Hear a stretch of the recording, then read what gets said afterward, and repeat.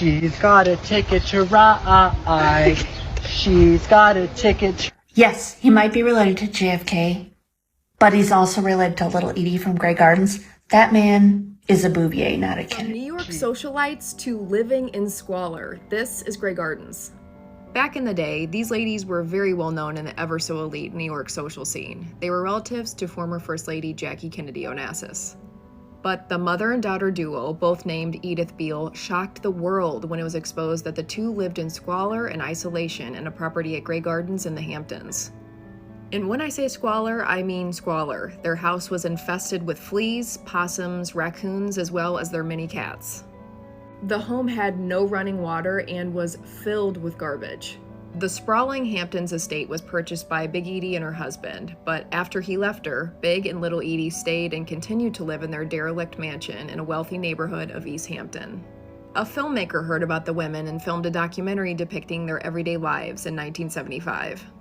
And the footage shocked audiences. People could not believe that these two women, who were formerly high-class socialites, could live like this. Both Big and Little Edie have since passed, and Grey Gardens was eventually sold to a buyer who restored it to its former glory. And they really restored it. But these two women and their strange wife have been dissected through movies and plays for years. I think when people think of the New York social scene, the Kennedys, the Hamptons, they think money, so this story really fascinated people. What are your thoughts on the ladies of Grey Gardens? God, that's all I need, order. That's all I need, an ordered life. You know, a manager. But he's got to be a Libran. She's got a ticket to ride. She's got a ticket to ride, but she don't care. Mind you, this man has a law degree from Harvard, a regular degree from Yale, and he passed the bar in New York, and he's just doing nothing with it.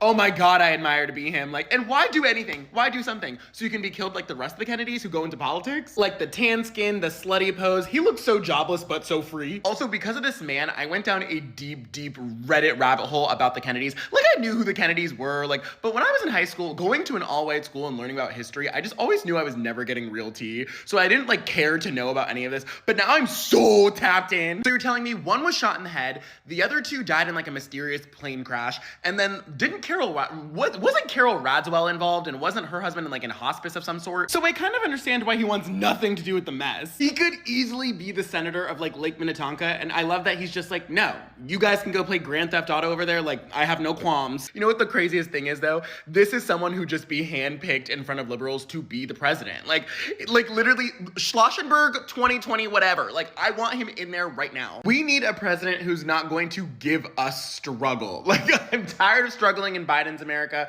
God knows I don't want to struggle again in Trump's America. I want a Schlossenberg unserious America. Like, are you with me?